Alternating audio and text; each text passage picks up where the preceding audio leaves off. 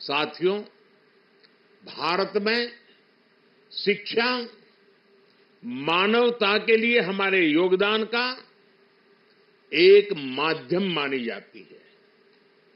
हम सीखते हैं ताकि अपने ज्ञान से मानवता का भला कर सके।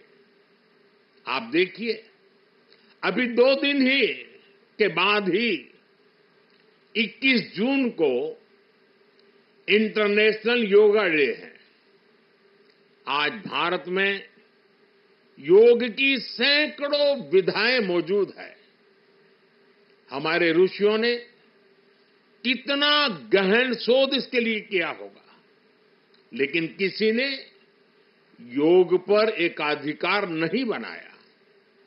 आज पूरा विश्व योग को अपना रहा है।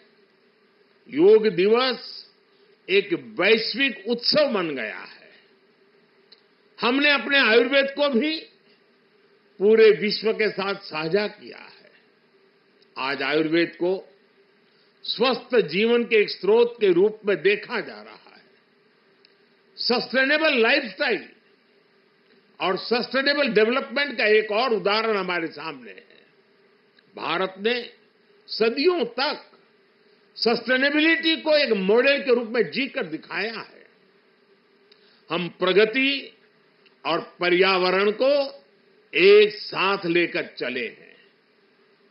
अपने उन्हीं अनुभवों के आधार पर भारत ने विश्व को मिशन लाइफ जैसा मानवीय विजन दिया है।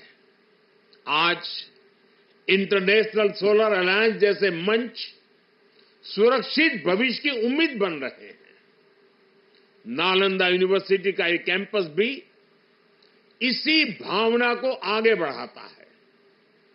ये देश का पहला ऐसा कैंपस है जो net zero energy, net zero emissions, net zero water and net zero waste model पर काम करेगा।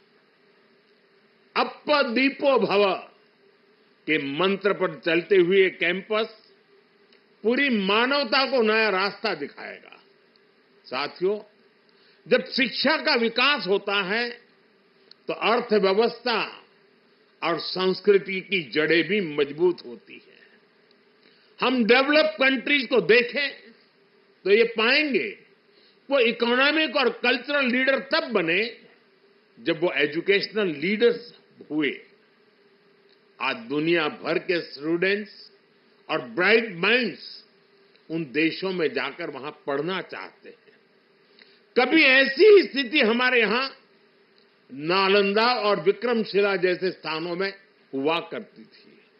इसलिए ये केवल संयोग नहीं है कि जब भारत शिक्षा में आगे था तब उसका आर्थिक सामर्थ्य भी नई ऊंचाई पर था। ये किसी भी राष्ट्र के विकास के लिए एक बेसिक रोड मैप है।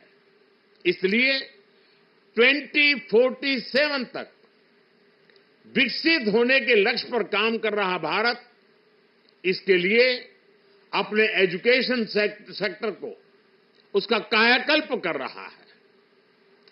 मेरा मिशन है कि भारत दुनिया के लिए शिक्षा और ज्ञान का केंद्र बने। मेरा मिशन है भारत की पहचान फिर से दुनिया के सबसे प्रोमिनेंट नॉलेज सेंटर के रूप में उभरे। और इसके लिए भारत आज बहुत कम उम्र से ही अपने स्टूडेंट्स को इनोवेशन की स्पिरिट से जोड़ रहा है। आज एक तरफ 1 करोड़ से ज्यादा बच्चों को अटल टिंकरिंग लैब में लेटेस्ट टेक्नोलॉजी के एक्सपोजर का लाभ मिल रहा है, वहीं दूसरी ओर चंद्रयान और गगनयान जैसे मिशन स्टूडेंट्स में साइंस के प्रति रुचि बढ़ा रहे हैं। इनोवेशन को बढ़ावा देने के लिए भारत ने 1 दशक पहले स्टार्टअप इंडिया मिशन की शुरुआत की थी। तब देश में कुछ 100 ही स्टार्टअप थे, लेकिन आज भारत में 1,30,000 से ज्यादा स्टार्टअप है